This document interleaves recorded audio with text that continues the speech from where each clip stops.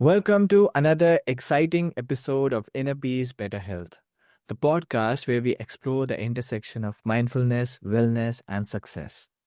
I'm your host, Arick, and today we have a truly inspiring guest with us, Wendy Leggett. Wendy is a professional certified coach and the owner of Conflux Retirement Coaching, specializing in a non financial retirement life planning. With over 25 years of experience of corporate sales leadership, Wendy guides clients through fulfilling retirement transitions, focusing on well being, identity, purpose, connectedness, and positive aging. Wendy, it's a pleasure to have you on the show. Oh, thanks so much, Arick. It's a pleasure to be here. Yeah. Wendy, your journey from corporate sales leadership to retirement coaching is fascinating. What inspired you to make this transition, and how has mental fitness played a role in your own life? I appreciate that question. I'd love to say that I was inspired to make the change, but honestly, it came out of a place of really disappointment, Arick. I was working in corporate, loved the work that I was doing as a sales leader. I had the opportunity to really help my employees improve their skills. I also had the chance to really connect with clients and develop a win-win relationship with them, and of course, meet and exceed our goals. But the last position that I was in, the company was purchased by a new owner, and that owner came in with a very different approach to the market and the employees. And it was really in opposition of my personal values, and really became very difficult for me to support what he was doing as I was in touch with my clients and as I was trying to support my employees. So it got to that point where, and maybe you can connect with this too, where, we're problem solvers. We try to fix things. We think if I just find the one answer to this, I'll make everything better. But it was his company, his philosophy. And although he loved having me there, it just became really soul sucking for me. So I was at that low point. And unfortunately, I think that's what happens sometimes, is that we hit these crossroads where where we're feeling diminished rather than inspired. But if we're listening and we're really searching for, well, what would feel meaningful? What would feel better to me? What would align with my values and feelings of purposefulness? Then we can continue on a path that really does feel meaningful. And so I really started looking into what is it that I can do that will build off of my strengths and my capabilities. And Right. I discovered coaching. And so coaching really allows me to have all of the things that I loved in corporate, the connection, the meeting and exceeding goals as I work with my clients, and really making those connections with people. And so I went back to school. As you mentioned, I achieved my certified professional coaching certification and went to further certifications as well. So that gives you a little bit of a bird's eye view. Yeah. Thank you so much for sharing that, Wendy. It's really lovely. I mean, it's so important, personal values. And I believe that personal values are a part of your personal life. And I think your personal life really matters, even to some extent, but it really matters when it comes to your professional life as well. So thank you so I, much for sharing that. yeah, and I think it's an overlooked area, isn't it? Because you Yeah, get it is. busy Yeah, trying. I did not realize it until you mentioned this point. Yeah, Yeah, yeah. thank you so I love much. that when our values are aligned with our actions, then we feel more motivated. We feel more connected. We Yeah. feel as though what we're doing makes a difference, and that's And what I then, to impart with my clients as they move into retirement as well. Because as you mentioned, when we're in career, maybe we overlook that, but we have this mm, incredible opportunity now to explore it when we move out of our career and into our next chapter. yeah, and when we actually do align our personal life and our personal values with the work that we are doing, it is really motivating for us. It really helps us and it really keeps us motivating. It really keeps us going. So yeah, it's such an important factor. Thank you so much for sharing that, Wendy. Oh, yeah. Wendy, also, many people view retirement as a time to slow down, but you advocate for a positive and pro-aging mindset. How can mental fitness contribute to this perspective? Yeah, well, the slowing down piece, I think that the idea is that we want to have life in balance. If we've been a go, go, go in career, we move into retirement. Let's not go to the other end of the spectrum and then fall Yeah, out. There's a yeah, happy medium, and we want to still feel engaged and feel, again, that what we're doing matters. If we really slow down, oftentimes people can feel very disconnected, disoriented, disrupted, because we all want to feel like what we're doing matters and that our place on earth matters. And so the slowing down piece, while in measures, it's very supportive. I always just like people to think about, yes, you've got this freedom and this stress-free perception of retirement, and yet life goes on, and we want to make sure that we're making the most of it. And then you brought up the idea, and I appreciate it so much, around, a positive pro-aging mindset and how that's so important. As we age, we can start to look at the world as though it's narrowing, as though we're losing things. We're getting older. Our physicality may not be the same that it was before. But those are all, while the realities, our thoughts can also imprint upon us, that we are being diminished. And so having a positive mindset, a pro-aging mindset, and recognizing the abundance and recognizing the things that are available to us rather than the things that we're losing keeps us on this very inspiring trajectory and allows us to continue to grow and to experiment and to search things out. And so that's why I really impart a lot of these mental yeah, fit concepts on my clients, yeah. and see where that takes them, which is usually very transformative. Yeah. So, Wendy, also, what are some practical exercises or habits that our listeners can start today to build their mental fitness?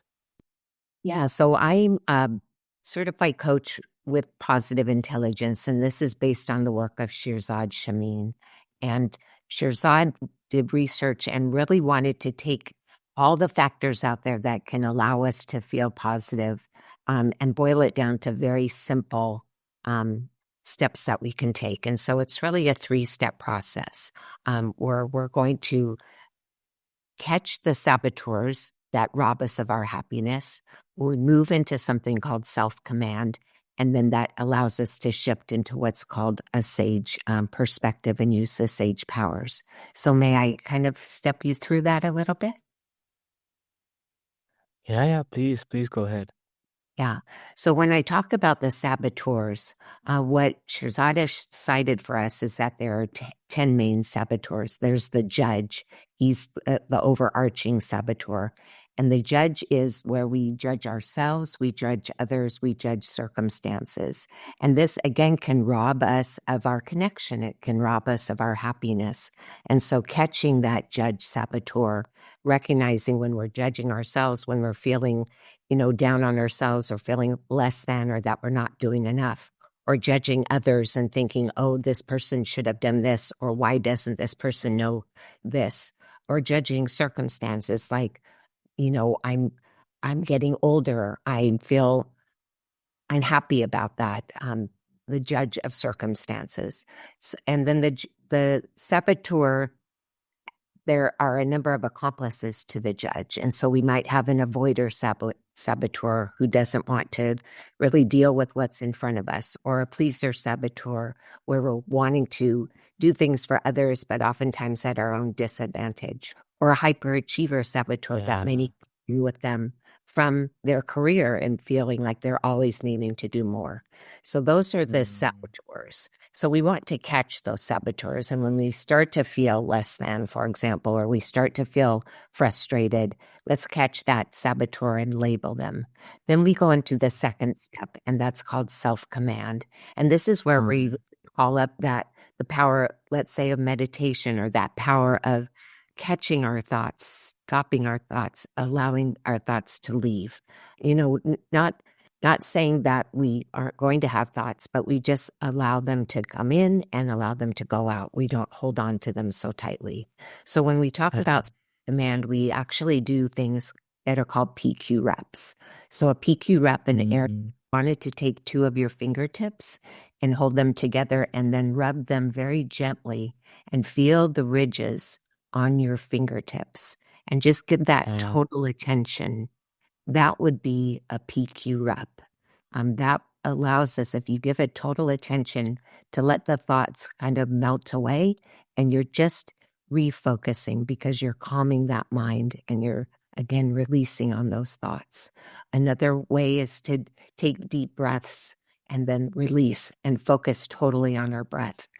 There are a lot of different approaches that we use for PQs, but the idea is self-command, that we're really focusing on a physical sensation and allowing the thoughts to dissipate and go away. And then from there, when we have this clarity and we have this focus and this calmness, then we move into the third step, which is called the sage powers. And this is where we either empathize with ourselves or the situation or the individual, or we explore what's needed here. We can innovate, where we come up with new ways to navigate that issue or problem that we were perceiving and get into action. So those are the 3 steps: the catch the saboteurs, employ our self-command, and then shift into a sage power and perspective. Yeah. Wow, that's really an elaborated view and elaborated ways that can be applied in anyone's life through which they can actually achieve. Uh, wow, that's really amazing, and they can actually approach to a fit, mentally fit mind. Thank you for sharing that. And Wendy, finally, what advice would you give to those who are approaching retirement and feeling uncertain about the future? And with that, are there any resources or tools that you recommend for those looking to build a positive and pro-aging mindset? Yes. Well, first and foremost, if you're coming into retirement, you're either planning for it, thinking about it, or you're actually retired and you have, like you said, Arick, some of these difficult emotions that you're feeling unsure, that you're feeling frustrated or worried or fearful. One of my clients said, "Oh, I'm afraid I'm going to fail at retirement." And another said, "I feel lost in the desert." All of those feelings are normal.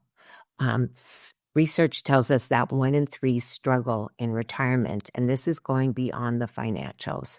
This is that view of, I have these years ahead of me, and what am I going to do? Or I was so connected with my career, and now I've left that. I feel like I'm leaving pieces of myself behind. All of those feelings are normal. I think so often people think if they have their financial house in order, the rest will flow and it'll be endless weekends, leisure travel. But the reality is we bring our whole selves into retirement, and there are other aspects of financials. So when we talk then about what can someone do, first know that you're not alone and that the feelings that you have are normal. And then the next is to really start to reflect on, what does retirement mean to me? How do I define it? And what can I bring with me to retirement? We're not leaving everything behind. This isn't a whole new book of life. It's a new chapter. So you bring a lot of your capabilities, skills, and passions with you. And let's not forget that, the essence of who you are always remains. And then from there, really starting to map out, okay, what could these next days and weeks and months and years look like? Because so often people just allow life to take over. And we know that if we abdicate those choices, then we may not be stepping into everything that is possible for us. So really taking some time to map that out.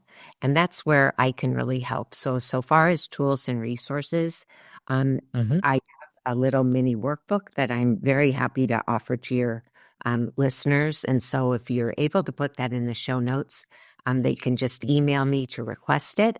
And this allows you to start that visioning process. So I think that that's very helpful. And then I'm always happy to provide a complimentary discovery session and really get at the root of what's coming up for you if you are having some of these difficult emotions.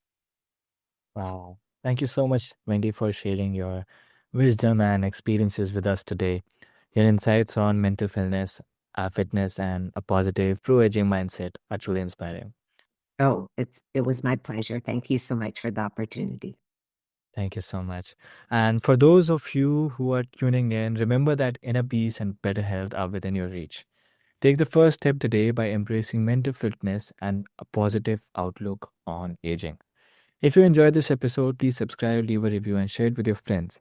Let's continue this journey together toward a more mindful and successful life. Until next time, stay peaceful and stay healthy.